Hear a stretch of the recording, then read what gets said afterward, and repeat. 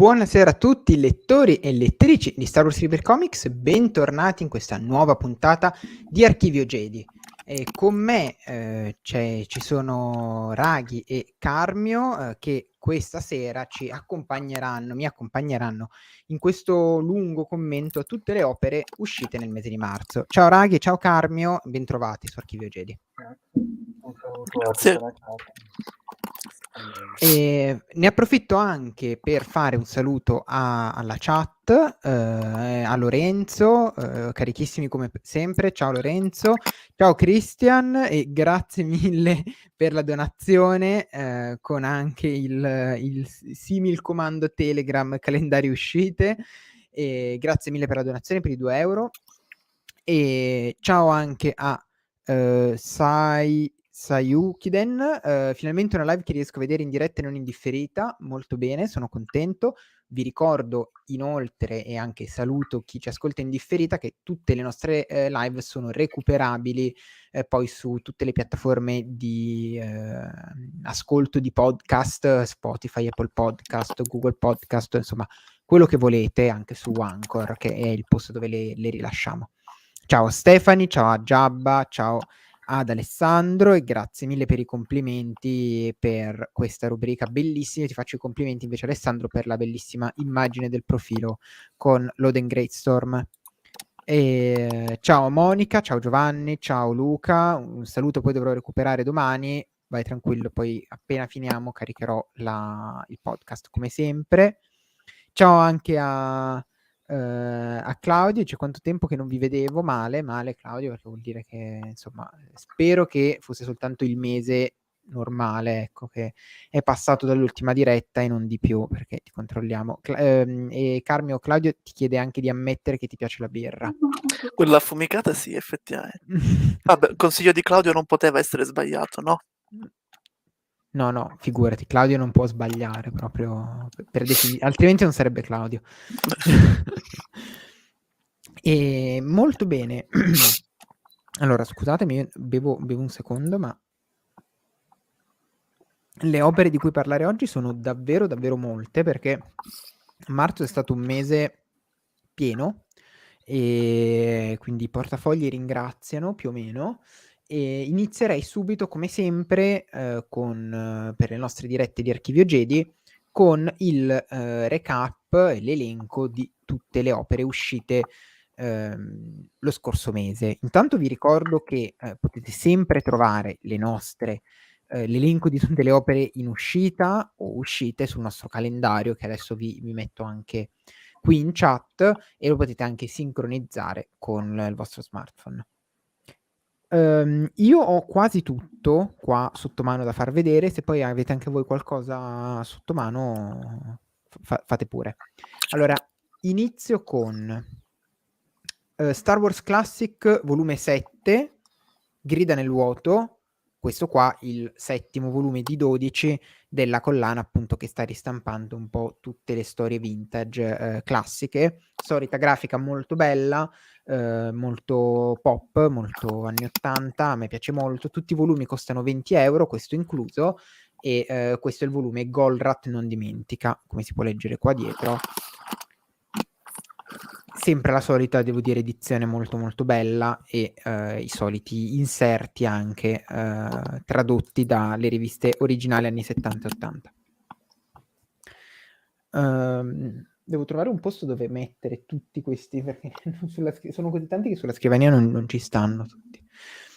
Altro volume cartonato invece, Epic, Cavalieri della Vecchia Repubblica volume 2.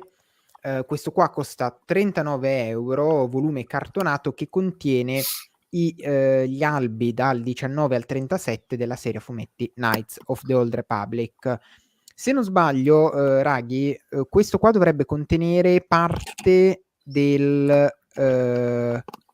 dovrebbe arrivare... Aspetta, fammi fare una divisione al volo. Se non sbaglio contiene parte del 7 ma non tutto il 7. Anzi, parte del 6 ma non tutto il 6. Dovrebbe essere così. Esatto, lo dico per chi aveva ad esempio i volumi 100% Panini Comics.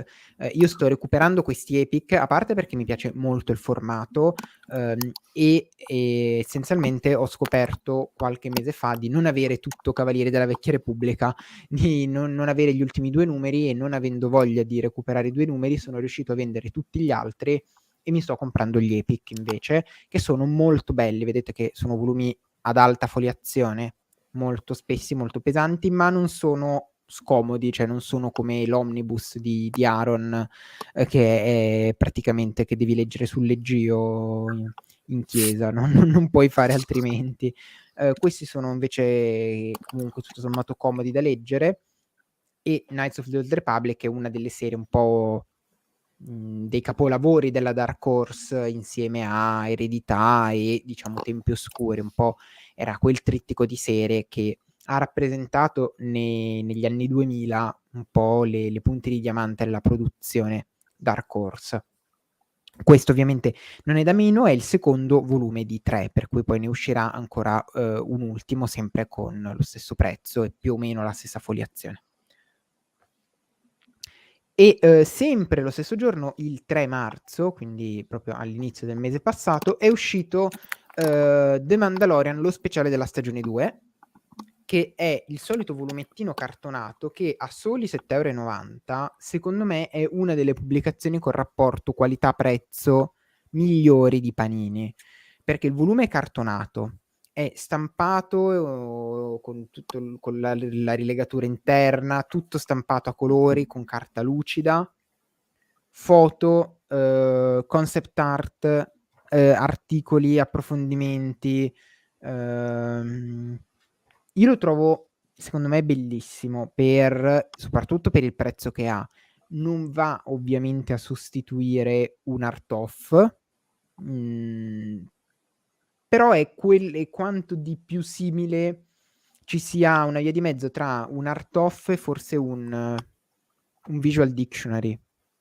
No, mette un po' insieme queste due cose in un'unica pubblicazione molto, molto sottile, per carità, non sono molte pagine, però per soli 8 € io questa la consiglio a tutti, anche perché è una delle poche pubblicazioni che abbiamo a tema The Mandalorian e che avremo anche nel futuro più immediato.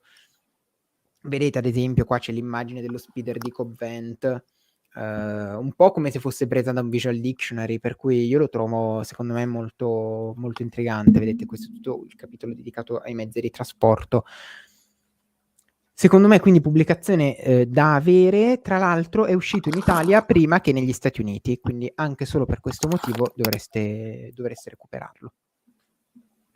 E sempre il 3 marzo, e questo io non ce l'ho da far vedere, forse Raghi sì, è uscito Star Wars volume 12, Ribelli e Banditi.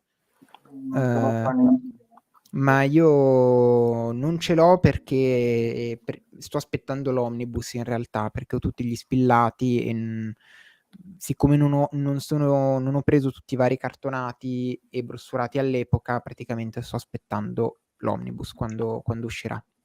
Così faccio un acquisto unico, una sassata intera nel 2024 e mi tolgo il pensiero.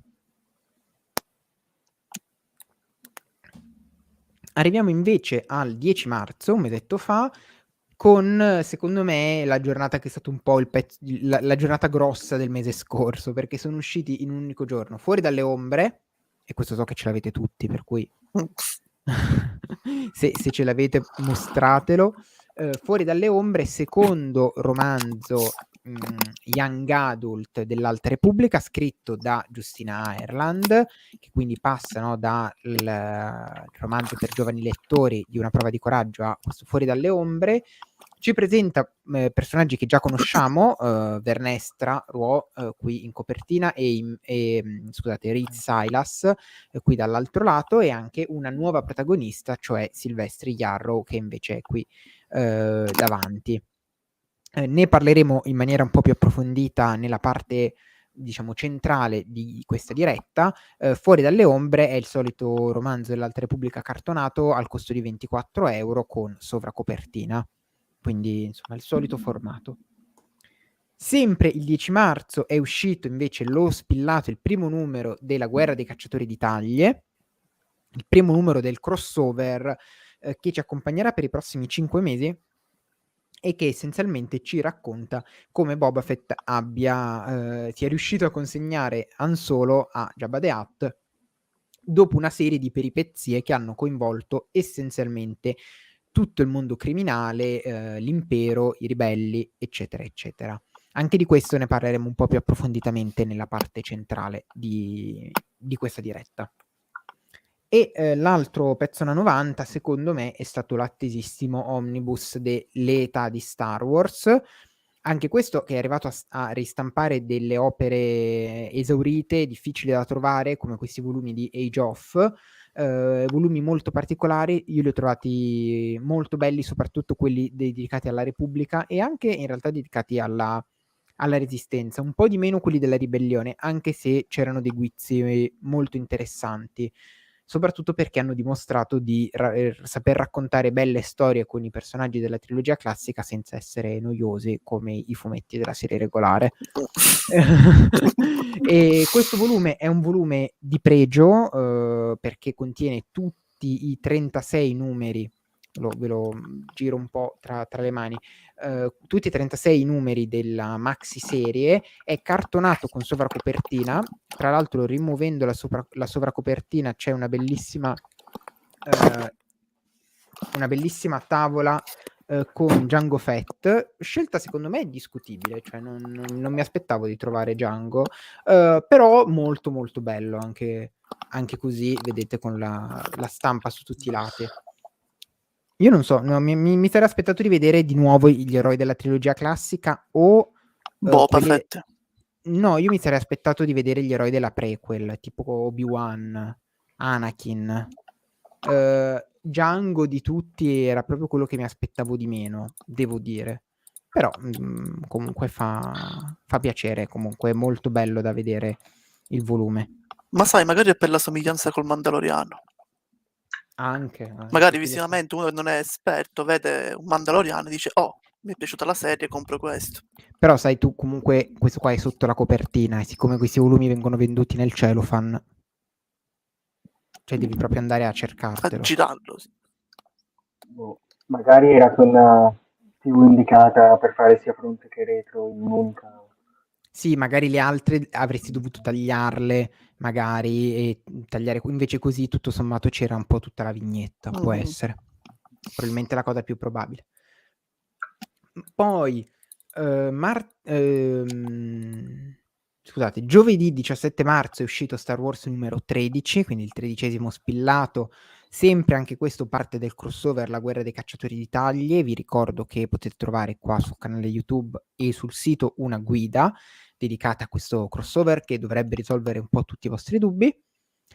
Il 24 marzo invece è uscito L'Alta Repubblica numero 11, con questa bellissima copertina e la caduta di un Jedi, che dovremmo trasformarlo in uno sticker quando se ne vanno le persone dalla chat Telegram, così abbiamo un nuovo Jedi in città e poi se ne vanno, la caduta di un Jedi. Però Telegram non ti segnala quando una persona esce dal gruppo, anche perché sennò per Jack Frusciante sarebbe stato un problema. Adesso dopo questa battuta forse me ne posso andare completamente e lasciare tutto in mano a CF, che oggi purtroppo non poteva esserci.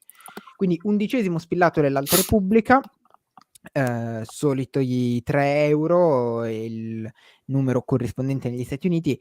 La trama sta arrivando un po' alla conclusione di questa serie, ci troviamo proprio un po' nel mezzo dell'azione.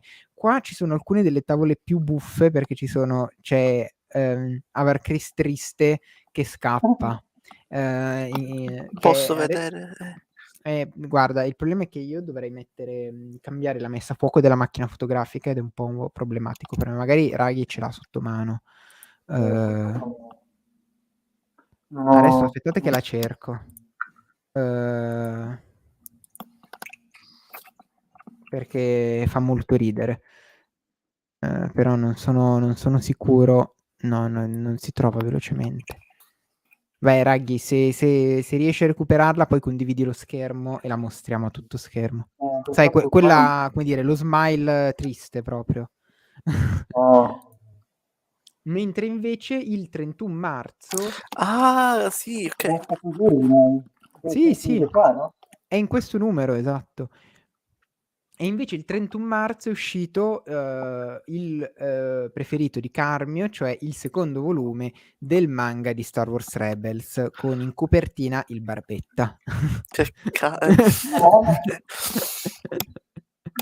Con in copertina appunto Kenan Jarrus. Secondo volume di 3, anche questo edito da Planet Manga al costo di 4,90 €. C'è un terzo volume. Sì, c'è un terzo volume.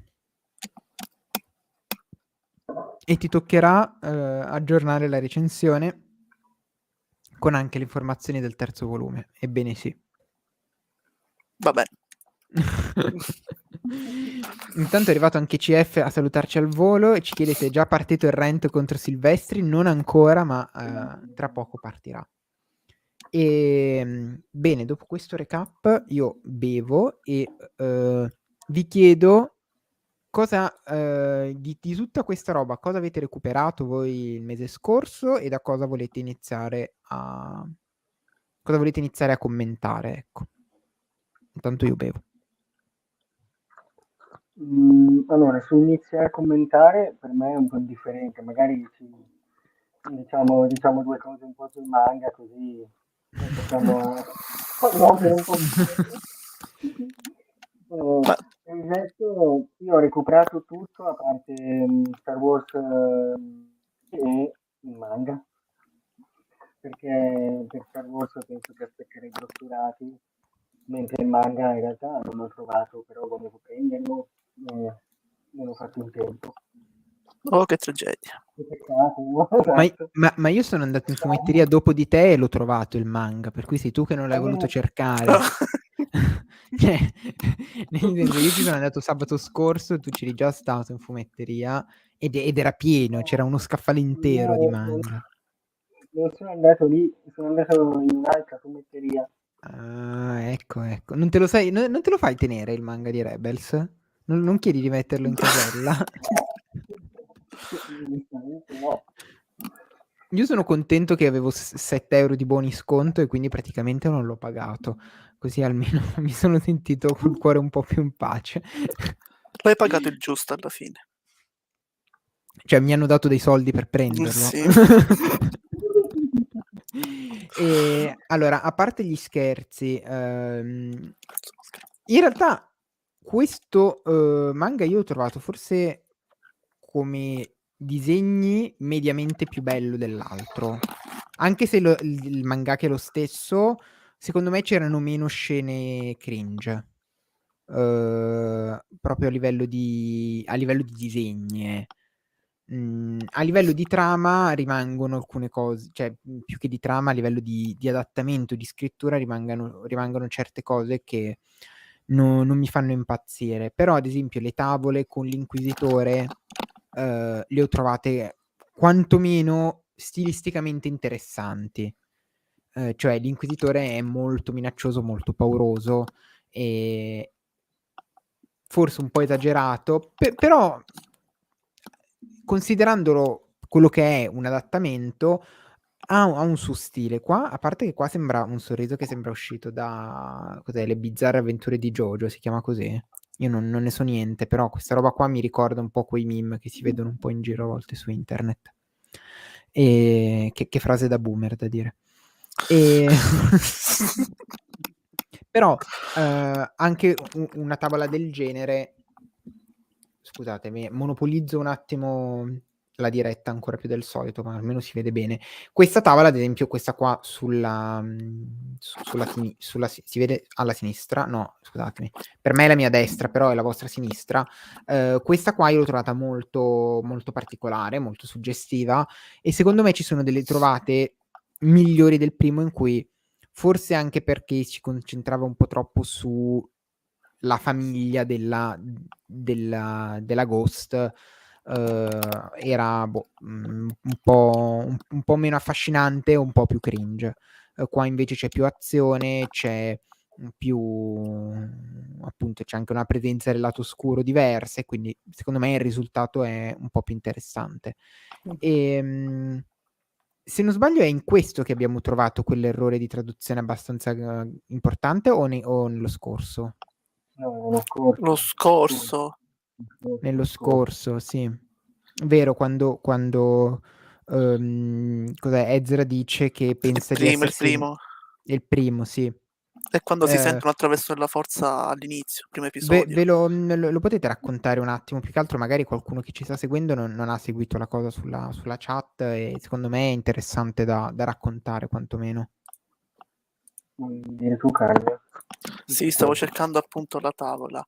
Sostanzialmente nel primo episodio loro si sentono attraverso la forza. C'è Ezra sulla terrazza sul tetto di un edificio e si connette, la forza lo fa connettere con Kenan, poi lui si abbassa e non si fa notare.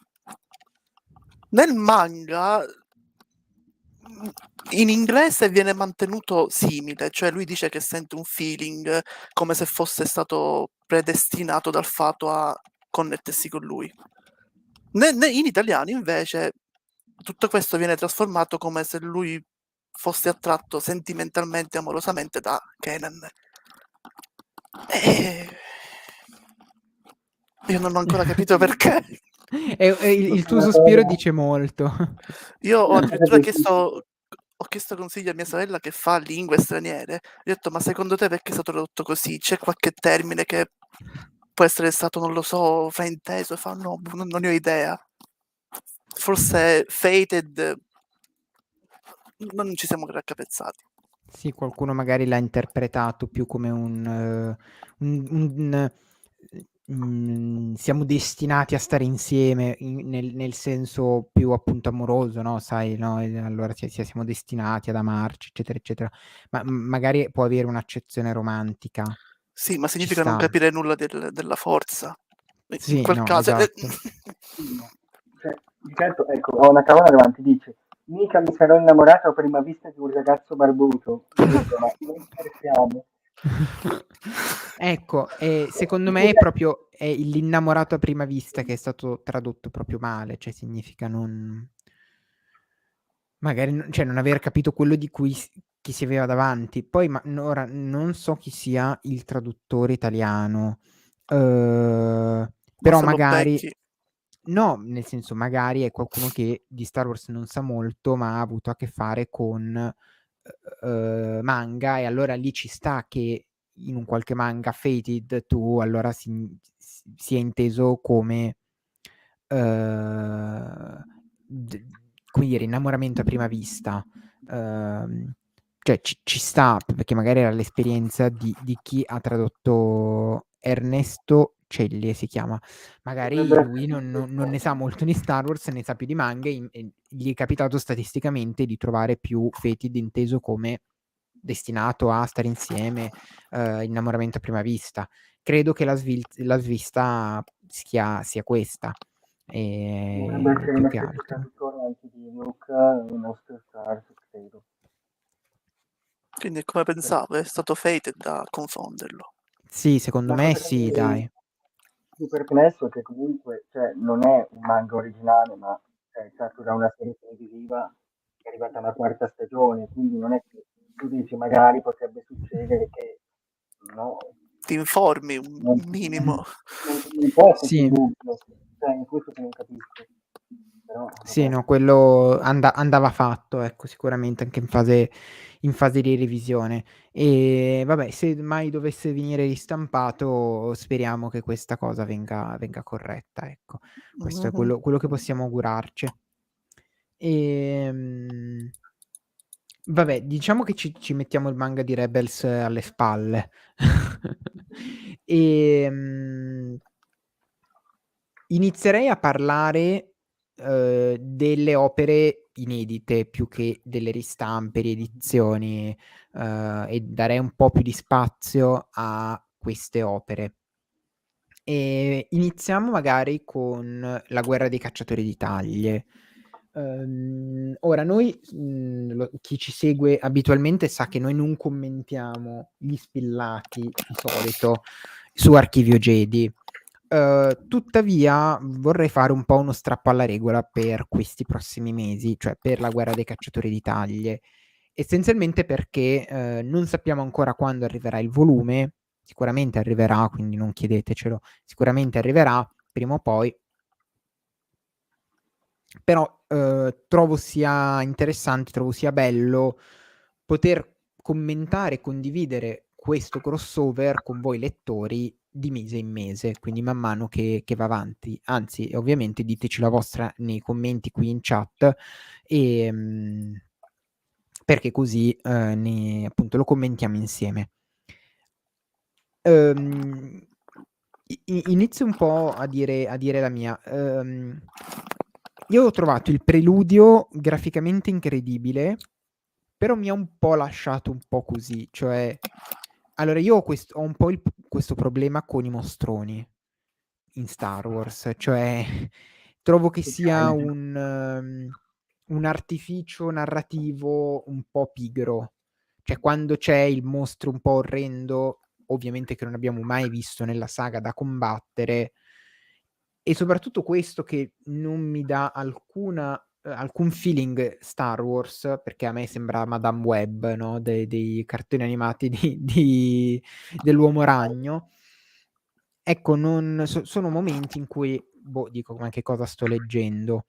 A parte questo preludio, che è sicuramente molto figo a vedersi, c'è poco da dire, McNiven ha fatto un lavoro incredibile, delle tavole stupende.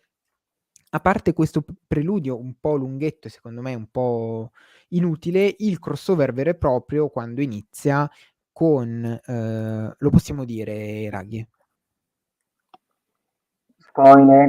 Spoiler, se non avete letto e non avete letto La guerra dei cacciatori di taglie e nient'altro, nessun articolo in merito, l'introduzione anche del personaggio di Kira è stata, secondo me, molto molto ben fatta. E il primo intanto c'è Boba Fett che fa Boba Fett, che ultimamente è una cosa da non dare per scontata.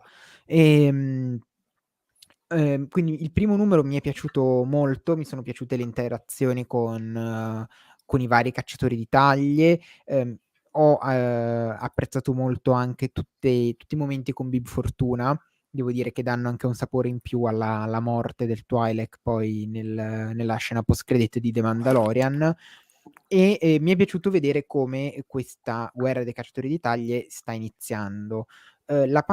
Le tavole più belle secondo me sono le tavole finali, con la splash page di Anna al centro e di tutte un po' le persone coinvolte che ruotano intorno ad Anna, con il logo dell'Alba Cremisi, no, che si staglia poi sopra. Questa tavola qua io l'ho apprezzata moltissimo. Ed è un finale poi perfetto che arriva poi quando compare finalmente il personaggio di Kira. E quindi secondo me un inizio a bomba, da un lato il primo preludio graficamente spettacolare, ma narrativamente forse poteva essere gestito meglio, invece il primo numero del crossover molto più equilibrato, molto molto interessante. E secondo me è un ottimo inizio, e devo dire ho anche apprezzato il formato sotto forma di spillato, così secondo me rende bene la lettura. Molto di più rispetto agli spillatini americani tutti separati, o forse anche addirittura un volume. Insomma, mi è piaciuto vederlo così e quindi molto molto bene. Vi ricordo che questo, perché, cioè, più che altro vi ricordo, prima che me lo chiediate, questo spillato lo trovate sia in fumetteria che in edicola, perché io nelle edicole l'ho visto. Quindi lo trovate, costa 6 euro, ed è il primo di 5. Appunto, se avete altre domande, poi c'è il nostro video in merito sulla guerra dei cacciatori di taglie e anche la nostra guida sul sito. Voi invece come l'avete vissuta questo crossover, almeno per questo inizio? Inizio io. Allora, per quanto riguarda il crossover, in realtà ho già letto tutti gli originali Sto aspettando, ho preso il primo numero, quello che è mostrato in italiano, però penso che per i prossimi aspetterò appunto le raccolte, perché comunque sia per quanto riguarda i 6 euro di stinnato che per quanto riguarda i 5 della regolare, per me sono un po' troppi e preferisco sempre aspettare i brossurati. A parte questo, avendo già letto tutto in originale, posso dire che secondo me è tanta roba e averlo letto anche all'incirca durante Boba Fett mi ha un po' risollevato e abbassato il personaggio perché secondo me diciamo che cioè, Boba Fett della miniserie è un'altra persona rispetto a quello della serie televisiva. Quindi un po' così. Fa un po' strano, cioè fa un po' strano, diciamo, secondo me, considerarli come lo stesso personaggio, però anche lì intendo governare con il rispetto, io non torturo, cioè, a io non torturo, sono quasi scoppiato a ridere sapendo quello che fa nella serie a fumetti, di cui poi tralascio perché succederà più avanti, però vabbè. Ehm, Torniamo alla guerra dei cacciatori di cagni. Carmio, invece tu l'hai recuperato? Allora, io non l'avevo letto perché, nonostante ci fosse Soul dietro, cioè, non mi ispirava una serie sui cacciatori di taglie. Però poi, informandomi meglio, vedendo che effettivamente è una bella serie, che soprattutto c'è Kira, che io ci tengo tanto quando vengono inseriti, cioè vengono presentati personaggi nuovi e poi portati avanti, e Kira sappiamo tutti che è stata assente per un sacco di tempo, mi è venuta cioè, ha cominciato a interessarmi. Purtroppo però non lo posso leggere perché dovrei recuperare tutto Star Wars e tutto Afra del 2020, che ancora non ho recuperato Sì, perché più o meno. Cioè, nel senso, è utile ma non del tutto. ok, però comunque preferirei leggere sempre Mhm. questi volumi, la serie del 2020 non le ho ancora lette perché ancora mi manca metà serie del 2015 e del 2016 di Afra e Star Wars, quindi le sto rileggendo per ora, li sto ordinando a poco e le sto recuperando. È, come dire, è in coda. È in coda perché devo recuperare qual era Tra le stelle è l'ultimo che ho di Star Wars, quindi il sesto. Loro sono 12, no? 14. 14? Star Wars Ok. Cosa? 13. 13, sì, 13, scusami. quindi un po' di tempo me lo occuperà. Ok. Beh, comunque, poi sono sicuro che secondo me nel complesso ti piacerà. E poi magari tempo che lo recuperi esce anche il volume e quindi poi ti prendi soltanto quello. Ma sì, anche così. Ecco, anche Michele dice Afra abbastanza skippabili i primi 2 volumi in ottica War of the Bounty Hunters. Mhm. Sì, anche se c'è tutto il discorso di Domina Tag che secondo me è quello un po' più cioè ad esempio Darth Vader secondo me è il più skippabile in ottica War of the Bounty Hunters, cioè non ti servono quei primi archi narrativi lì, anche se sono molto belli, non servono per War of the Bounty Hunters. E Star Wars serve davvero poco. Su Darth Vader non concordo al 100% perché comunque viene introdotto Oci. Viene introdotto Oci, hai ragione anche tu. Però se sai che c'è Oci, Sì, ovviamente. e se sai che c'è Oci, poi quello che succede a Vader in realtà non è rilevante per il crossover, non così tanto almeno. E invece forse sia Afra che forse Cacciatori di Taglie dicono qualcosa in più, cioè sono più collegati, però poi siccome sono meno rilevanti nel crossover, alla fine finisce che potresti anche non leggerli e basta. Nel senso che i numeri prima di Afra e di Cacciatori di Taglie sono più collegati al crossover, ma Afra e Cacciatori di Taglie sono le serie in cui il crossover entra un po' di meno, per cui alla fine il fatto che gli archi narrativi precedenti siano più importanti viene tutto un po' ribilanciato. Vabbè, comunque è una mia modalità di lettura che preferisco, cioè voglio recuperare tutto Certo. quello che c'è di vecchio. Certo. Solo una mia preferenza questa. Parlerei adesso, direi che è giunto il momento, anzi, magari Fuori dalle ombre lo teniamo un attimo più verso, no, lo mandiamo più avanti, no? Parliamo magari, vabbè, su Grida nel vuoto c'è poco da dire, per cui lo salterei, insomma, sono le solite storie e ne abbiamo già parlato prima. Noi lo consigliamo sempre, soprattutto se non avete le storie in altri formati. E vorrei far vedere qualche pagina interna ancora dello speciale della stagione 2, soprattutto per ringraziare anche Panini che ce l'ha mandato. Vedete il volume, non so se voi siete riusciti a recuperarlo. Io in fumetteria da me non l'ho trovato, per cui sono molto contento che Panini me l'abbia mandato, perché se no non sarei riuscito a prenderlo, però si trova su Amazon. Il volume è diviso in un riassunto degli episodi, circa 6 pagine. Poi ci sono delle schede personaggio per Mando, Grogu, Bo-Katan, Ahsoka, Boba Fett, Fennec Shand, Griff Karg, Cara Dune, Mayfield, Moff Gideon, Luke Skywalker, e poi su un capitolo che si chiama Cacciatori e Preda, che se non sbaglio ha dentro Cobb Vanth e Pelimotto, la femmina anfibia, cioè Lady la donna, Frog. esatto, Lady Frog, esattamente. Vabbè, il dottor Pershing, Morgan Elsbeth, Valines, insomma, alleati e non di Mando. E poi c'è un capitolo sui pianeti esplorati nella stagione, e poi c'è un capitolo su mezzi di trasporto e astronavi, essenzialmente. Quindi si parte dai riassunti, vedete, degli episodi. Aspettate che mi metto grande.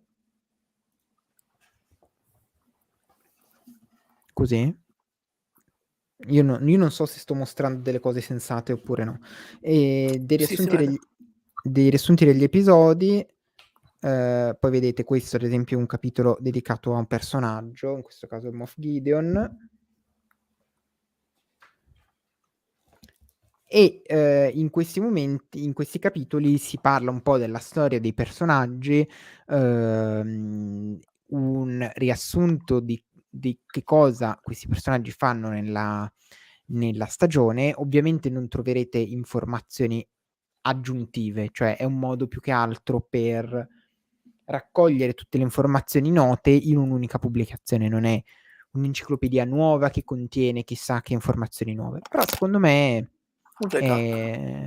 esatto, un bel recap che non costa molto, è una bella edizione e secondo me è molto molto bello. Poi soprattutto magari anche per i più piccoli sicuramente è oro, cioè è una cosa fantastica. E recupero la domanda di Riccardo che ci chiede: per i volumi di Star Wars 2020 e Darth Vader 2020 dovremmo aspettare il 2023 secondo voi? Secondo me no, cioè secondo me arrivano già a fine 2022, perché stiamo finendo Star Wars e quindi tendenzialmente da giugno possono già iniziare, diciamo luglio, con Star Wars e Darth Vader 2020. Quindi secondo me non dovremmo aspettare il 2023, ma già da dopo l'estate li avremo. Almeno questa è la mia stima. Comunque lo dovremmo scoprire nei prossimi mesi con le varie anteprime. Infatti anche Michele poi risponde la stessa cosa. Allora adesso dai, diamo spazio a Fuori dalle ombre, che c'è un po' di cose di cui parlare. Invece le 2 riedizioni li commentiamo un po' più velocemente alla fine. Siccome ho parlato già abbastanza e siccome Carmi ha parlato poco, gli chiedo cosa ne ha pensato di Fuori dalle ombre. Allora, all'inizio non mi è piaciuto in realtà, e sono stato ben 5 giorni ad essere bloccato sul capitolo 9. Ho letto sì e no questi 9 capitoli in 3 giorni e poi mi sono bloccato per 2 giorni. Non lo trovo interessante, a parte quei momenti in cui c'era Vernestra che si confrontava con Reed, insomma, tutte le parti con i Jedi, la protagonista non è molto più interessante. È più interessante paradossalmente la sua ragazza, Jordanna. Mhm. Sì, che pure lei non è che sia chissà che, però comunque risulta essere più interessante di lei, per me. E poi comunque, dopo una settimana di averlo, l'ho ripreso in mano e in 2 giorni l'ho finito. Subito, perché alla fine l'ho trovato lento a partire, però poi molto interessante e molto pieno di lore. Vero, vero. Molte domande trovavano risposta.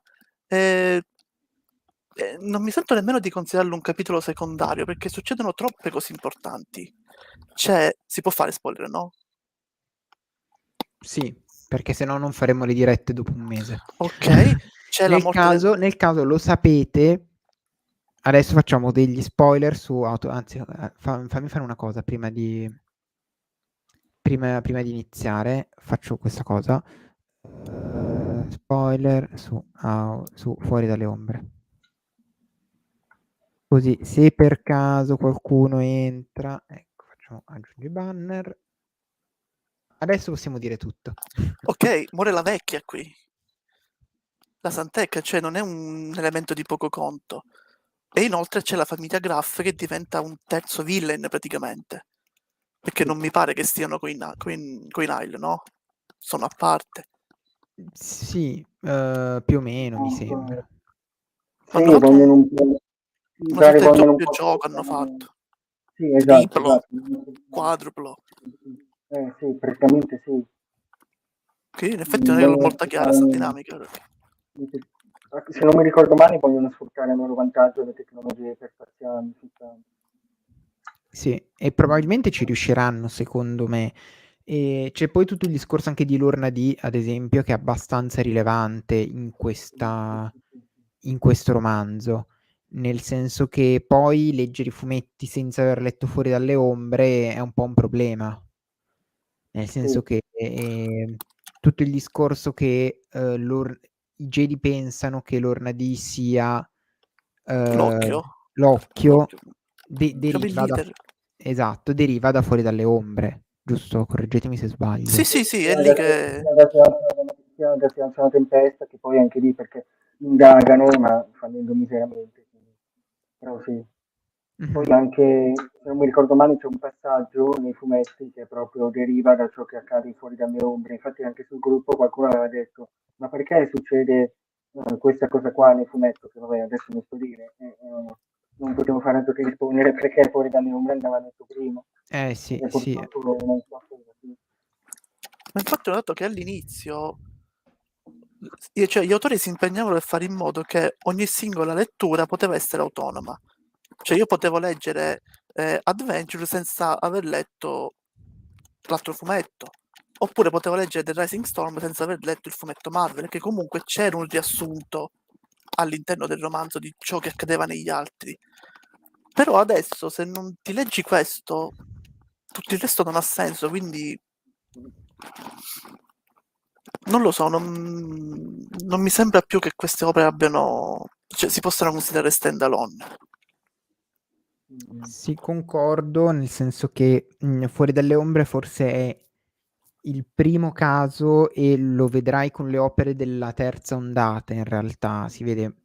Cioè, le opere della terza ondata sono... cioè, non sono stand alone, punto. Cioè, nessuna... o meglio, la singola vicenda magari sì, viene risolta, viene racchiusa all'interno del romanzo, però banalmente Midnight Horizon ha un momento in cui si svolge tutto quello che si deve svolgere su Alta Repubblica Avventure, e tra un capitolo e l'altro tu sai che c'è Alta Repubblica Avventure e poi a un certo punto vedi gli effetti di Alta Repubblica Avventure dentro Midnight Horizon. Ma questo non è che succede a inizio romanzo, cioè tu inizi a leggere il romanzo, poi inizi a leggere Alta Repubblica Avventure e vedi che sono praticamente affiancati, poi vanno in 2 posti diversi, Alta Repubblica Avventure si chiude prima e ritorna, riconfluisce in Midnight Horizon.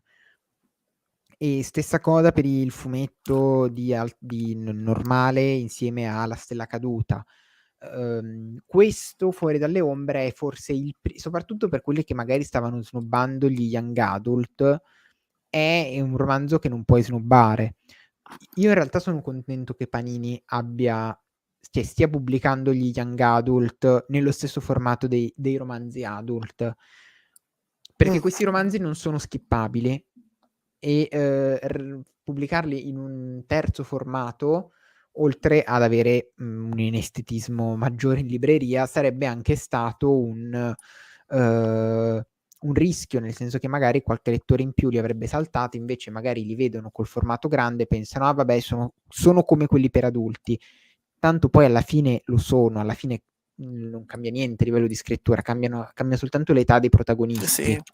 Non cambia niente come stile, come difficoltà, come tematiche, cambia solo l'età dei protagonisti, quindi non cambia davvero niente. E per fortuna, perché così almeno si evitano, come dire, magari persone che saltano un'opera perché pensano che non sia importante. Fuori dalle ombre invece è importantissima. Sì, concordo, soprattutto perché a me, cioè, questa cosa di classi d'età mi sembra molto una cosa americana più che altro. Perché, cioè, onestamente, leggendo magari nell'oscurità o fuori dalle ombre, senza sapere, diciamo, per che pubblico sono indicati, non penso che chiunque possa rendersi conto che sarebbero, diciamo, di un livello inferiore rispetto a Se alza la tempesta, La luce dei Jedi e La stella caduta. Cioè, secondo me uno non se ne rende nemmeno conto. Infatti per questo, secondo me, Panini ha fatto benissimo a stamparli nello stesso formato.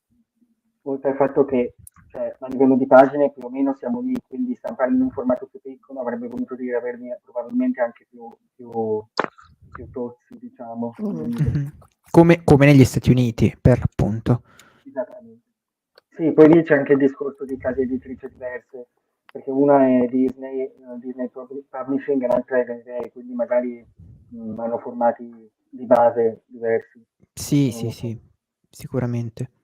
E tu invece, Raghi, di Fuori dalle ombre, che cosa ci dici? Come voi concordo sul fatto di ritenerlo abbastanza essenziale nella lettura, soprattutto per quanto riguarda appunto che siccome ci sono spoiler, diciamolo, muore appunto la vecchia, di cui non mi ricordo il nome ora. Marison Tecca. Marison Tecca, esatto. Per Nomena D e grande, come si chiama, il Great Level, il grande livellatore, penso sia essenziale. Perché anche poi in La stella caduta, nei fumetti, in Eye of the Storm, Green of Shadows, ci sono ripercussioni, qualcuno più, qualcuno meno. Quindi sì, e anche se è piaciuto Una prova di coraggio e Nell'oscurità, questo lo vedo un po' come sequel di entrambi sotto un certo punto di vista, perché vengono approfondite sia Vanessa Imri che Reed Comac e poi c'è anche com'è che si chiama?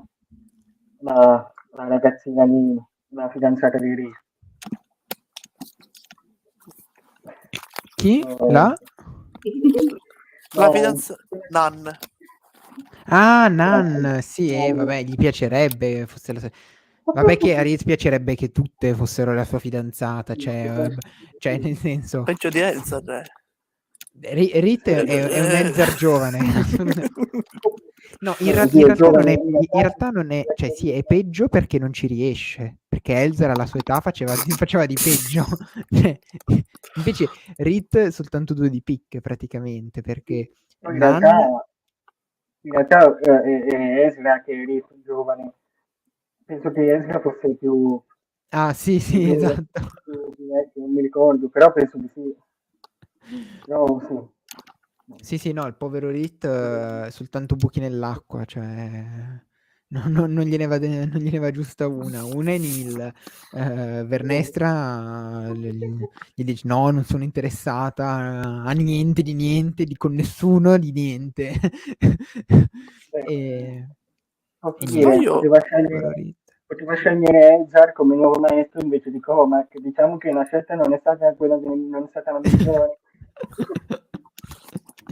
Elzar che fa da spalla praticamente. Sì, no, devo dire sarebbe stato quantomeno divertente. Allora, io di Fuori dalle Ombre ho apprezzato molto, è una cosa che diciamo che avete menzionato soltanto in parte, ma non in pieno, e vorrei un attimo sottolinearla come cosa. Ho apprezzato moltissimo il ritorno alla politica, nel senso che era qualcosa che mancava secondo me da un po', e tendiamo sempre, secondo me, noi a guardare la politica in Star Wars un po' negativamente, soprattutto per un po' il retaggio che si è portata dietro a causa della trilogia prequel, dove in realtà a me è sempre piaciuta. A me è una cosa che piace, però è abbastanza innegabile che una grossa fetta del fandom guardi alla politica in Star Wars in maniera, diciamo, negativa. E per cui ogni volta che si rivede qualcosa di un po' più ambientato nelle sale del potere, non per forza tra le stelle, io personalmente sono contento, perché comunque non succede spesso. Fuori dalle Ombre, secondo me, porta avanti questa tematica in maniera molto adulta, molto intelligente, perché comunque non ci presenta mai personaggi buoni e personaggi cattivi, ci presenta i Jedi, ma tutti gli altri personaggi, anche quelli che collaborano con gli stessi Jedi, non sono mai buoni o finti buoni, insomma cattivi. Cioè c'è tutta una serie di sfumature di grigio che questi personaggi politici, eccetera, è giusto che abbiano, e che questa cosa viene declinata molto bene.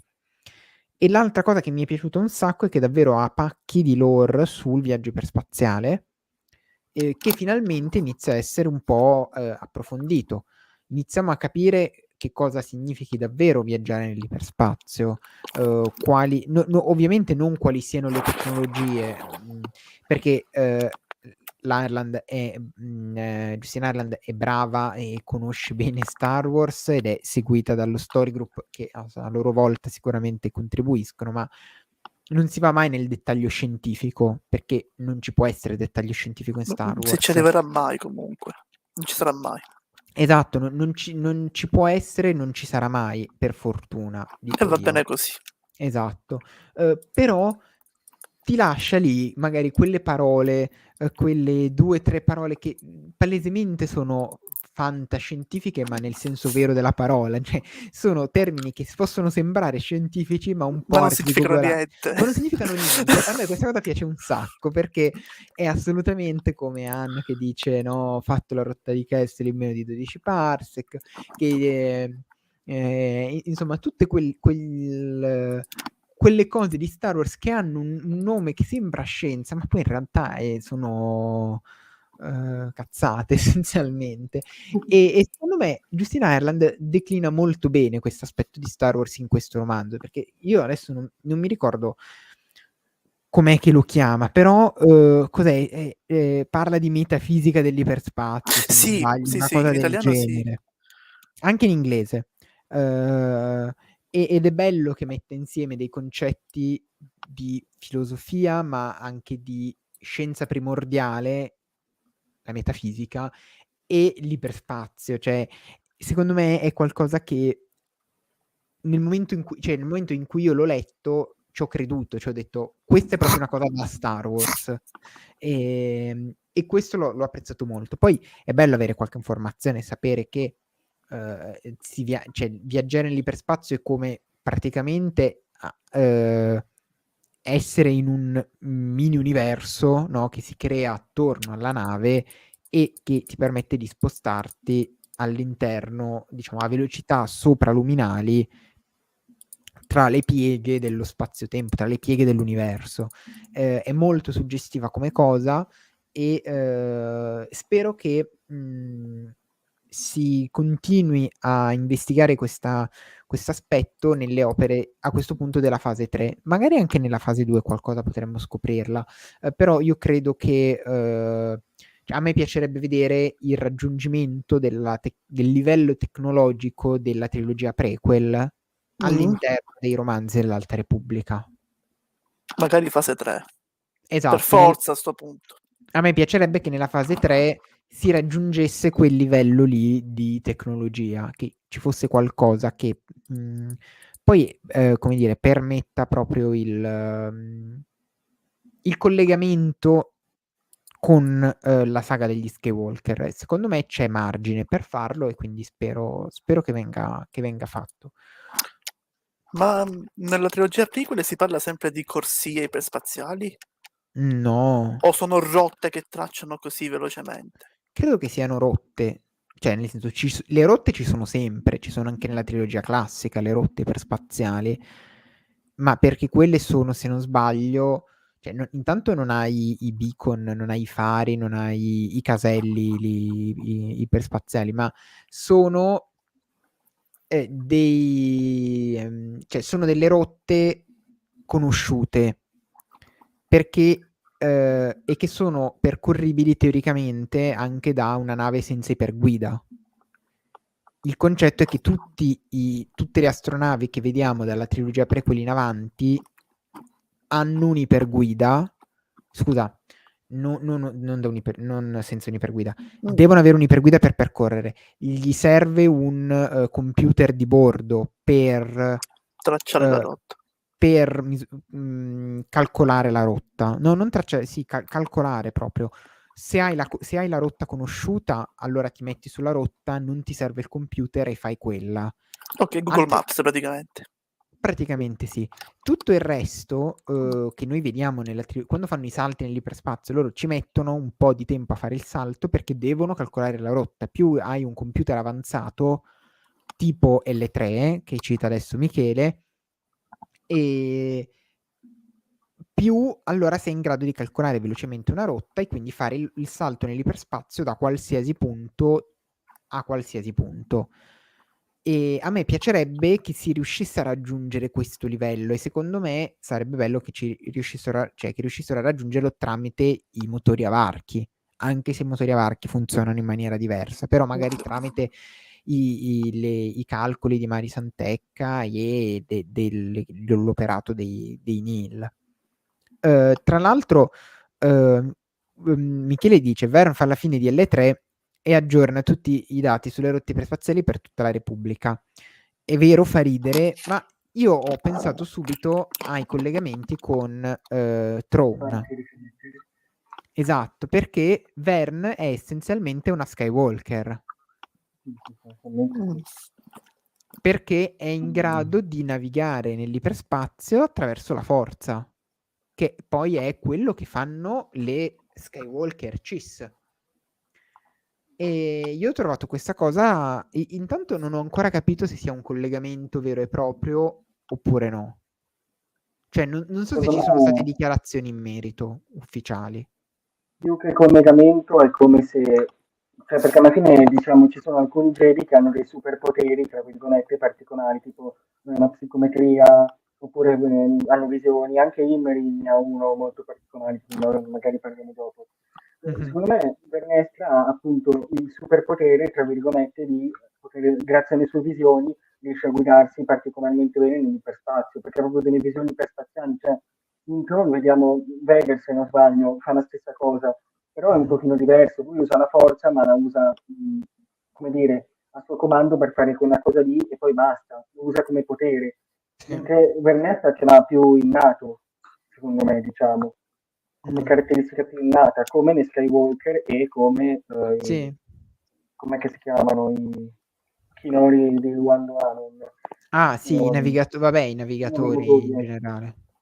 Navigatori delle regioni note. Quindi ma in effetti era un po' una cosa che, passatemi il termine, mancava a Vernestra. Cioè, tutti i Jedi hanno un'abilità, tutti i Jedi dell'Alta Repubblica hanno un'abilità particolare, almeno i cavalieri. I Padawan non tutti, più o meno. No, io dicevo proprio alcuni, non tutti. Alcuni Jedi hanno un'abilità particolare. Ah, ok, ho capito, sì, cioè alcuni Jedi, sì, ok, hanno un'abilità particolare, sì, è vero. Ma nell'Alta Repubblica comunque molti ce l'hanno, cioè è una cosa più evidente. Sì, senza Cioè dubbio. Infatti anche Burriaga ha l'empatia, Avar ha il canto della forza, Stellan già non ha niente di particolare. Sì, neanche Elzar. Neanche No, Elzar, no.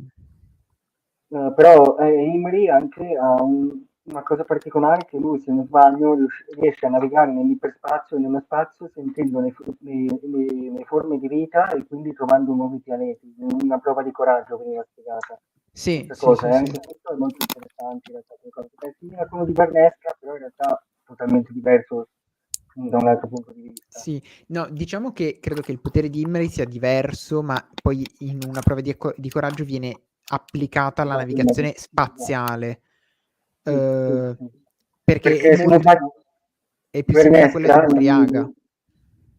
Bernesca nel libro dice proprio che in passato, quando l'iperspazio era meno usato, meno conosciuto, meno sviluppato, i Jedi erano esploratori iperspaziali e usando questo potere particolare riuscivano a trovare nuovi pianeti e a identificare nuove forme di vita. In Sì, sbaglio viene proprio detto, e quindi lo allena a usare questo potere anche lui. Quindi sì, l'applicazione è molto simile, in effetti. sì, no, questo assolutamente. Michele dice che Stellan è il ragazzo immagine. È vero, Sì. è il frontman, però poi alla fine vanno tutte col chitarrista che è Elzar. Il chitarrista un po' d'archettone così, esatto. E poi invece il punto dolente, secondo me, di Fuori dalle ombre è la protagonista, Silvestri, perché io l'ho trovata molto macchietta, molto ripetitiva. Noiosa, Mm, noiosa. Io l'ho trovata sì, proprio noiosa nelle parti. Cioè, non è che fa, cioè, non so bene come dire, però prima vuole aiutare i Jedi, poi non li vuole aiutare, però in realtà è veramente buona e quindi li aiuta, ma non lo fa per la galassia, lo fa solo per se stessa, sì, però in realtà è veramente un personaggio buono. Un po' Steven Sono o Nando, che sono personaggi che a me non piacciono per niente. Mi sì. spiace, ma infatti, come diceva Carmio, io concordo perfettamente con lui, ho trovato più interessante la fidanzata Giordana. Sì, Giordana purtroppo poco approfondita però, cioè un po' non ha molto spazio più che altro secondo me.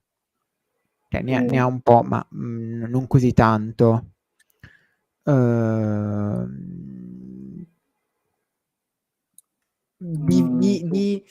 Di Silvestri quello che io non ho cioè io l'ho trovata un po' irritante, nel senso che è quel tipico personaggio in cui continua a fare cose e tu continui a chiederti: "Ma perché fa così? Cioè, ma perché non si dà una svegliata?"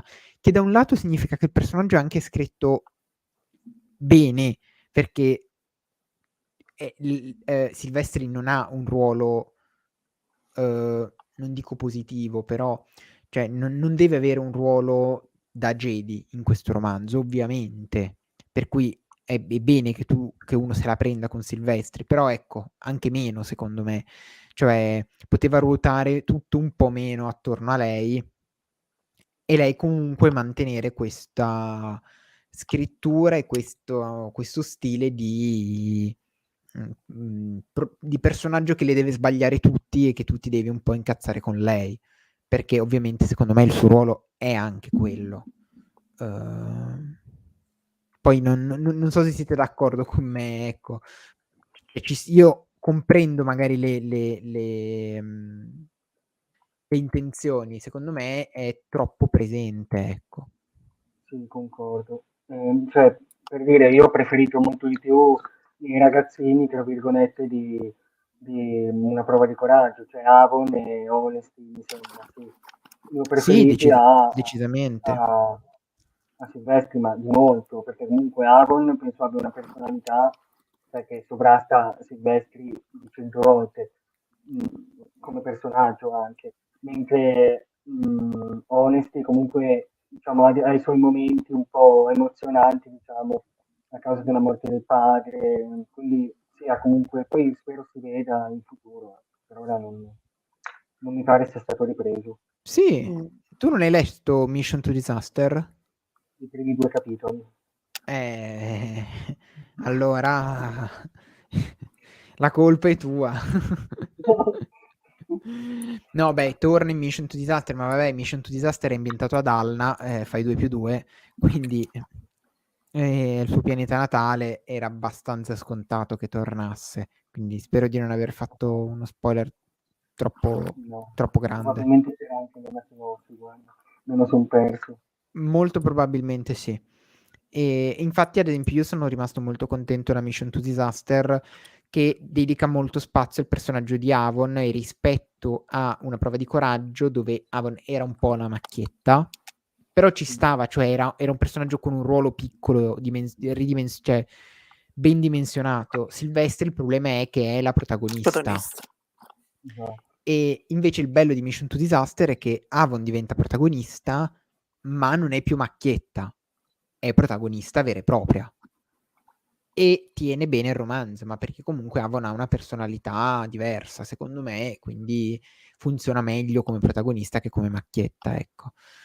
Questo è, cioè, questo è abbastanza indubbio. Se non avete altro da aggiungere, passerei a fare un commentino breve agli Age of, magari.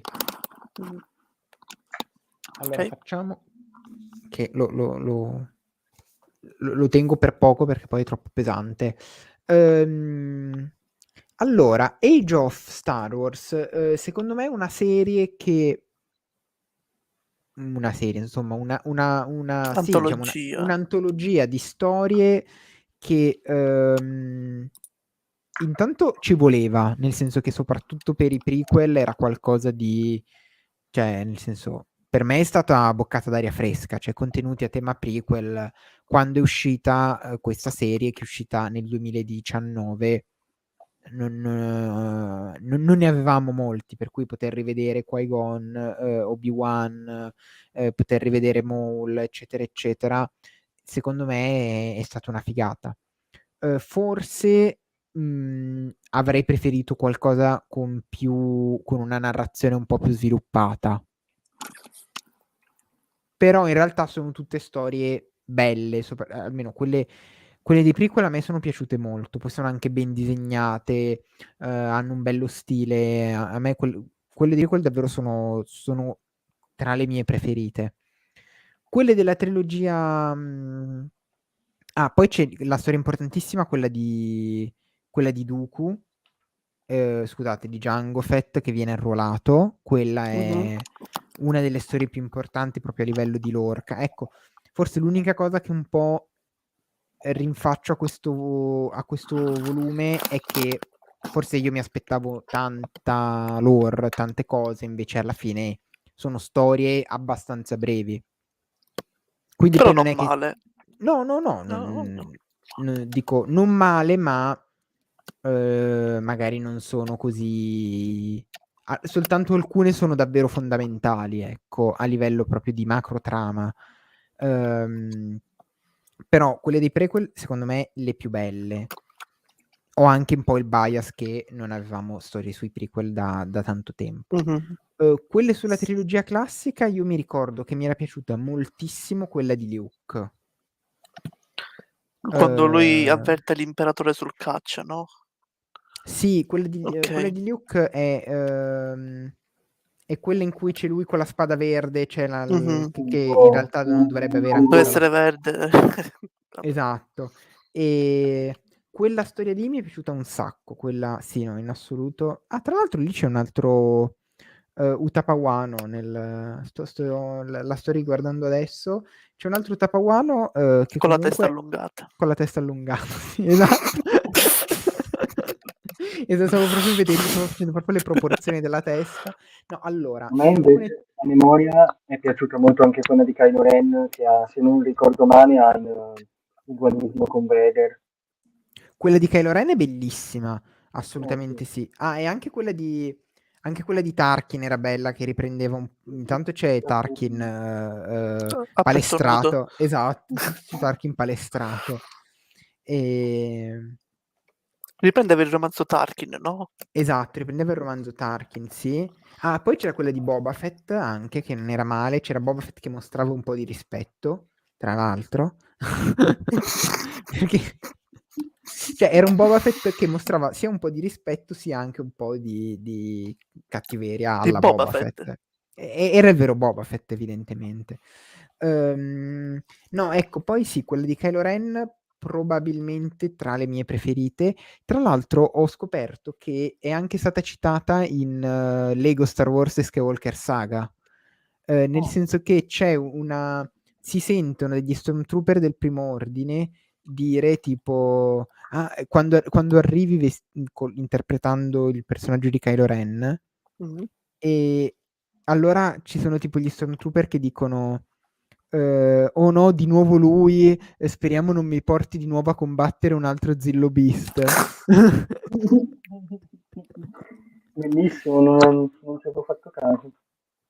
E sì, l'ho letto da qualche parte, adesso non mi ricordo bene dove.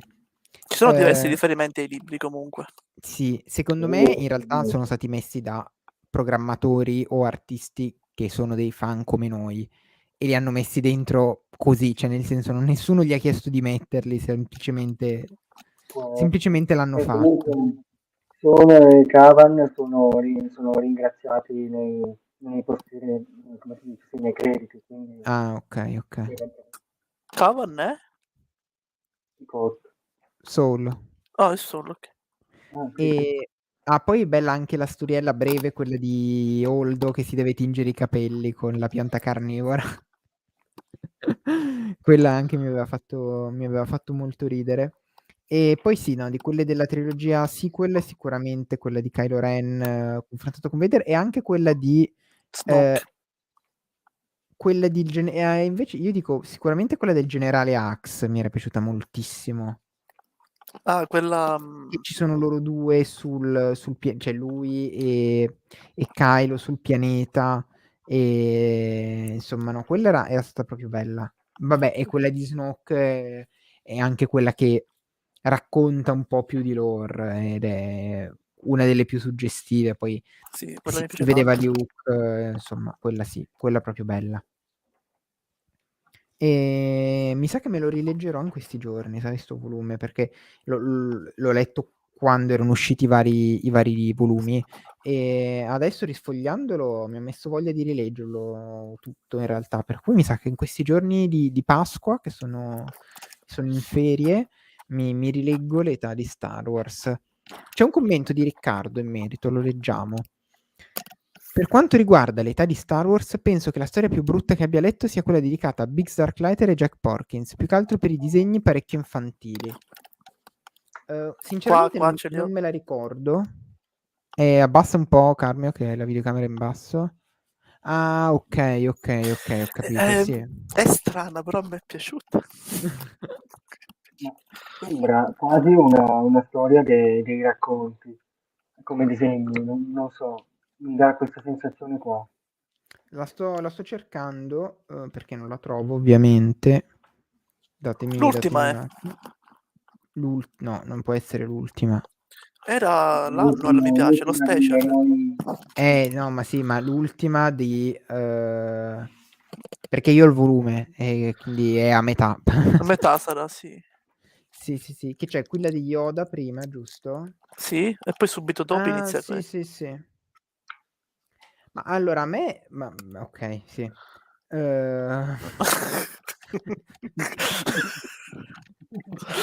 Sono arrivato a Biggs vestito da Jabba lì nella sabbia.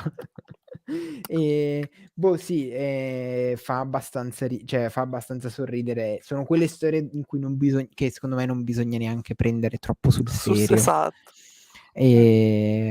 Forse potevano usare le pagine per fare altro. Su questo in realtà do ragione a Riccardo. Però ecco dai, alla fine qualche pagina Ma io che sono contento così. esatto, qualche pagina Cosa di che nuovo? alleggerisce un po' la tensione sì, secondo me è anche carina.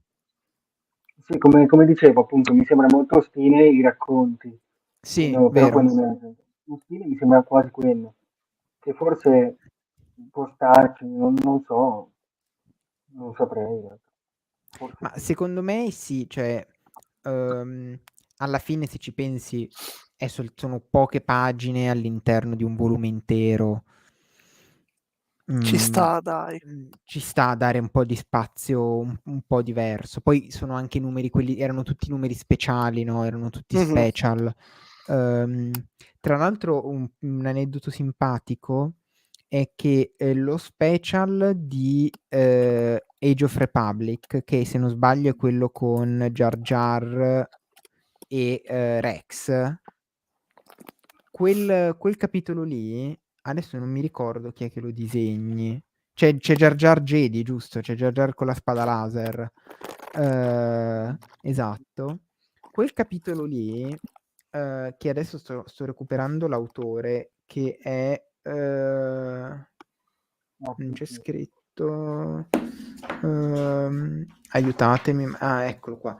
L'età della Repubblica Eroi è disegnato da Caspar Wungard. Quello lì in realtà lo doveva disegnare oddio, ho un vuoto di memoria, ragazze. Disegnatore italiano niente, aiutatemi, La cittadella urlante, non Checchetto, Ehm, che figuraccia, no, proprio un vuoto. Omuncoli. No, no, No, no, no, no, no. non è disegnatore comunque. Tu parli di disegnatore, chi era? Aspettate che Un recupero altro subito. Broccardo. Esatto, Broccardo. Andrea. Doveva disegnarlo Andrea Broccardo e lui era super contento di questa cosa perché tipo doveva disegnarla, cioè era contento di poter disegnare Rex, la 501, eccetera, eccetera. Però E poi in invece? realtà nei giorni della consegna era forse al New York Comic Con per lavoro e quindi ha detto no, non posso. Però lui era super contento di poter, cioè che avevano scelto lui, però alla fine non l'ha potuta fare, quindi non se n'è fatto niente. E ce l'aveva raccontato una Lucca Comics, mi sa, una diretta che avevamo fatto insieme a lui qualche anno fa. Sì, sì, sì, quella è una storia molto simpatica. Anche Riccardo dice: quella di Jar Jar non mi è dispiaciuta. E quella di Yoda invece l'ha trovata molto bella e riflessiva. Bene, insomma, comunque un volume molto variegato e che se non avete recuperato i numeri, i volumi singoli, i volumetti singoli, secondo me è da prendere. Poi secondo me è anche un omnibus leggibile, non costa moltissimo, costa 65 € ed è una splendida edizione. Bene, allora salterei il commento a Knights of the Old Republic più che altro perché è già una certa ora e ne abbiamo già parlato insomma in passato di KOTOR, quindi vi invito a recuperare Archivio Jedi di settembre, che è la prima puntata della quinta stagione in cui ne parliamo del primo volume. E vorrei fare invece il recap delle uscite di aprile. Prima volevo dire in realtà una cosa, mentre parlavamo di Fuori dalle Ombre, che uscirà questo venerdì, un video a mezzogiorno, come sempre, della mia classifica delle opere dell'Alta Repubblica fase 1. Lo dico così quelli che ci stanno seguendo hanno questa chicca in più. Uscirà questo video un po' lungo, però metto in classifica, secondo il mio gusto, tutte le opere dell'Alta Repubblica della fase 1, tra cui ovviamente anche Fuori dalle Ombre. E invece per quanto riguarda le uscite di aprile, fatemi prendere il calendario. Ecco. ecco qua, ce l'ho. Allora, settimana scorsa è uscito il secondo spillato della Guerra dei Cacciatori di Taglie, quindi il secondo albo di 5, che appunto da un lato per metà albo, il costo come sempre di 6 euro, porta avanti la storia della Guerra dei Cacciatori di Taglie, nell'altra metà invece fa un piccolo excursus sul ruolo di Jabba the Hutt nel crossover. È uscito anche finalmente il secondo romanzo della trilogia dell'Ascendenza, cioè Tron, l'Ascendenza e il Bene Superiore, quindi secondo volume di 3 che prosegue quanto visto in Sorge il Caos. Secondo me è il romanzo più debole dei 3, un po' più confuso a livello proprio di trama, di personaggi coinvolti, un po' più arzigogolato, però comunque se amate Timothy Zahn, se amate il personaggio di Thrawn, è comunque una lettura sicuramente da affrontare. Questa settimana invece esce finalmente, se non avete letto gli spillati dell'Alta Repubblica, questa settimana esce Il cuore dei Drengir, cioè il secondo volume cartonato che racchiude appunto le storie dei fumetti di Alta Repubblica dal numero 6 al numero 10. Il volume appunto è il solito cartonato Panini Comics, quindi come già il primo, costa 16 euro e appunto contiene i numeri dal 6 al 10, della serie scritta da Cavan Scott e disegnata da Arion Indito e in questo numero anche da George Janti. Il 21 aprile invece dovrebbero uscire il quinto volume della collana I Racconti, penultimo, intitolato Fantasmi di Hoth.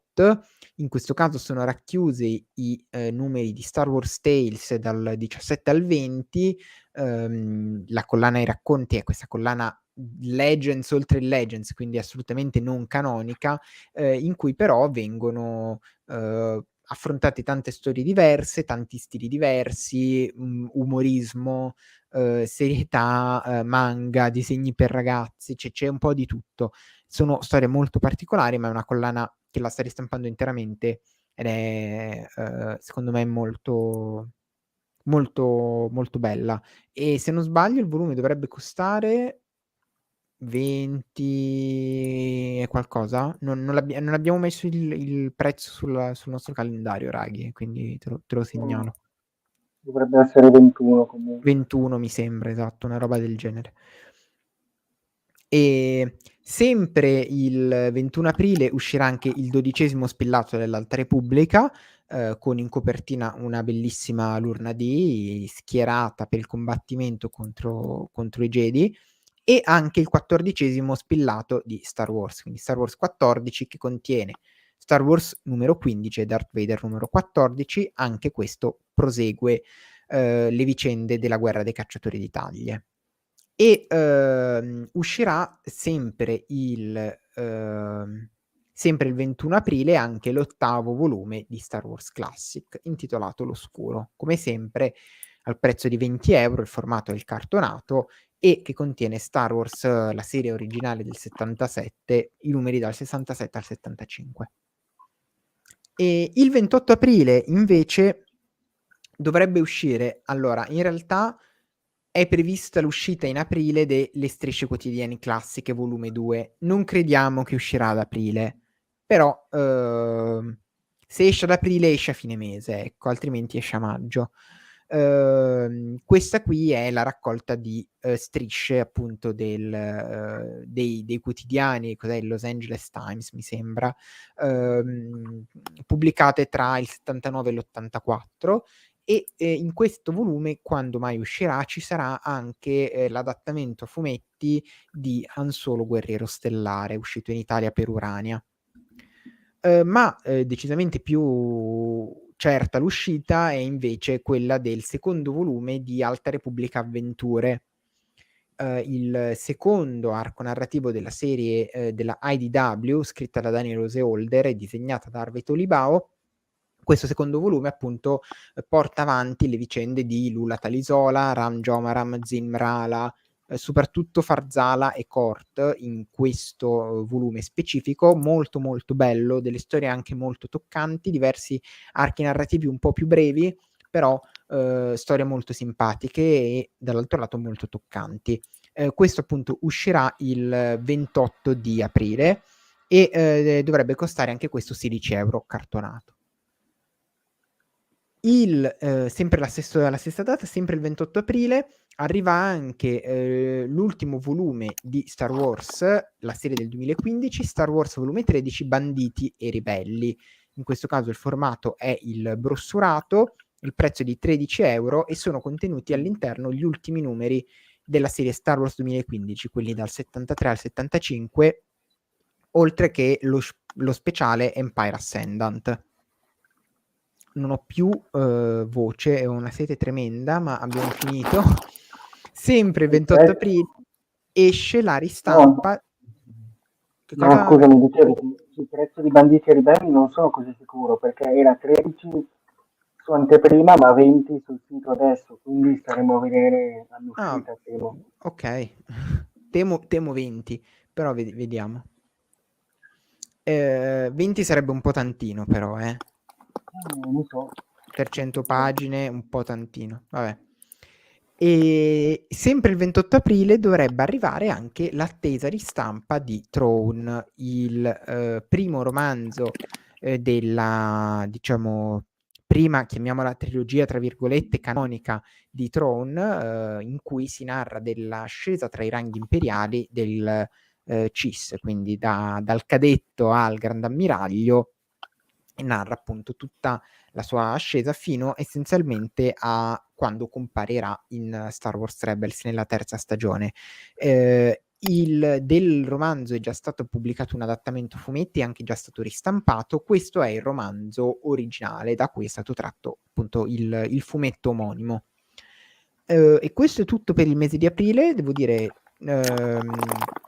tanto materiale, tanta roba anche questo mese. E ne parleremo ovviamente nella nona puntata di Archivio Jedi, che si terrà invece in diretta qua come sempre su YouTube il secondo lunedì di maggio, cioè il 9 maggio, a meno di 9 maggio, sì, assolutamente sì, no, perché tanto Obi-Wan inizia a fine mese. Quindi il 9 maggio parleremo di tutte queste opere e poi nelle prossime settimane, nei prossimi mesi vi annunceremo anche un po' i nostri prossimi piani per dirette, commenti, insomma il mese di maggio sarà sicuramente diciamo pieno di contenuti e quindi non vediamo l'ora di raccontarvi un po' che cosa abbiamo in serbo per voi. Lascerei un minuto se ci sono domande dell'ultimo momento, mentre vi chiedo, Rai e Carmio, di tutte queste cose dell'aprile che cosa recuperate?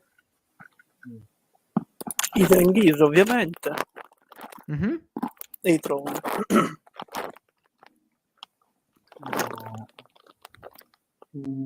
Sì, io diciamo io non prenderò Throne perché ho già un'altra versione che come fa notare Lorenzo, non so se lo prendere il commento. Sì. Ecco, sì, questa versione qua avrà una copertina bianca a differenza di quando Mondadori che ce l'aveva nera. Sì, come la Barnes & Nobles, esatto. Esatto. Sì, avendo già quello vecchio non starò a comprare anche quella nuova. Per il resto prenderò il volume Alta Repubblica, sia avventure che la serie Marvel, e poi basta. Basta direi. Ah no, sì, anche i racconti. Ecco, sì, i racconti. Ecco. Io stessa cosa. Anche i racconti, sì. Stessa cosa, io prenderò anche Throne, devo ammettere, perché avevo skippato un po' l'uscita Mondadori, perché sì, tanto poi lo prendo appena ci sono sconti o già la versione autografata in originale, eccetera, eccetera, poi è andata come è andata. Per cui sicuramente Throne, Alta Repubblica, i 2 volumi, sia avventure che la serie regolare. Se esce le strisce quotidiane, Classic anche, i racconti, e anche Greater Good, perché di quello ho soltanto la deluxe, per cui devo prendere la versione normale in italiano. Ah, beh, sì, scusa, io l'ho già preordinato in effetti. Sì, l'ho dato un po' per scontato perché in realtà è del prossimo mese, ma è già uscito. Sì, Quindi, esatto. però sì. E poi il 26 aprile esce la deluxe di Throne, di Lesser Evil, per cui bisogna prendere anche quello. Mm, vediamo. Se il portafoglio lo consente, sì. No, dai, io cerco di prenderla perché Tu hai già ne altre due, sarebbe ho già gli obbligatorio altri due, dai, non un posso non duplicante. prendere la terza. E vabbè, speriamo di riuscire a prenderla. Devo mettermi un avviso. Sì, sì, leggo il commento anche Star Wars 13, se vediamo se costa veramente 20 euro è un errore. Spero sia un Ah, no. errore perché Sì, dai, 4 speriamo. numeri per 20 euro Sì, no, secondo me è un po' sarebbe un po' troppo. troppo, sì, sono d'accordo. No, io Star Wars 13 non lo prenderei, perché appunto sto aspettando l'omnibus, per cui non è un grosso problema. Tanto l'omnibus ha un prezzo più calmierato di solito. Sì, probabilmente io penso che lo prenderò, ma alla fine finirà che anche in questo caso darò via i brossurati e prenderò pure il secondo omnibus, perché avendo già il primo, avere omnibus della prima parte e tutti i brossurati della Mm. seconda, penso che magari quando uscirà l'omnibus un pensiero lo farò. Lorenzo ci chiede, poi direi che andiamo in chiusura. Ma Panini gli annunci li fa solo a Lucca Comics, anteprima parte, o magari farà un'altra live come l'anno scorso? L'anno scorso avevano organizzato l'evento di Alta Repubblica. Sì, vabbè, l'evento di Alta Repubblica era un evento anche un attimo a sé, cioè era proprio una celebrazione di tutto il loro portfolio Star Wars, ovviamente anche incentrato su Alta Repubblica. Poi si è parlato di Star Wars in generale. Alta Repubblica era anche un modo per attirare nuovi lettori e per fortuna lo è stato. Solitamente Panini fa annunci a Lucca Comics e al Napoli Comic Con, che se non sbaglio è in questo periodo, tra poco, è a fine aprile, dal venerdì 22 aprile al lunedì 25 aprile. Solitamente Panini fa degli annunci anche per il Comic Con. Non so se faranno, quest'anno non partecipano alle fiere, quindi se fanno una diretta è probabile che ci siano degli annunci, altrimenti credo che ci affidiamo soltanto ad anteprima e basta. Comunque tra anteprime e tra la nostra diretta di gennaio qualcosa è stata annunciata, ma anche un po' alla seconda metà dell'anno, ecco. Sì, la cosa più in là, diciamo, è l'omnibus di Afra ad ottobre. Sì. Sì. Beh, se dovessero organizzare delle dirette al Napoli Comic Con, sicuramente poi vi daremo tutti gli annunci sul sito e in video, insomma, in tutte le nostre solite forme, per cui non preoccupatevi. Ovviamente segnaleremo anche se dovessero esserci, se poi volete seguire anche voi la live e come dire, far vedere che poi quando smettono di parlare di Star Wars crolla il numero di spettatori perché siamo noi a monopolizzarle.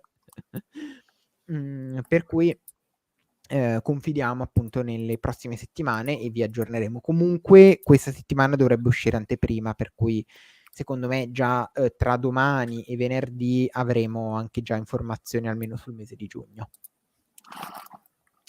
Speriamo non sia carico come aprile e maggio, altrimenti Sì, non vedo l'ora, infatti. perché abbiamo parlato di aprile, ma maggio forse è pure peggio. Esatto, no, poi Quindi, come dire, ne parleremo il mese prossimo, diciamo.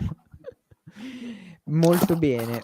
A questo punto io direi che si è fatta una certa, per cui vi ringrazierei, Raghi, Carmio, grazie mille della vostra partecipazione, del vostro commento. E ringrazio ovviamente tutti gli spettatori che ci hanno seguito fino ad adesso e gli ascoltatori che ci avranno recuperato in differita. E io vi auguro, come sempre, delle buone letture e che il lato cartaceo della forza sia con voi. A presto, ciao. Sara. Ciao a tutti.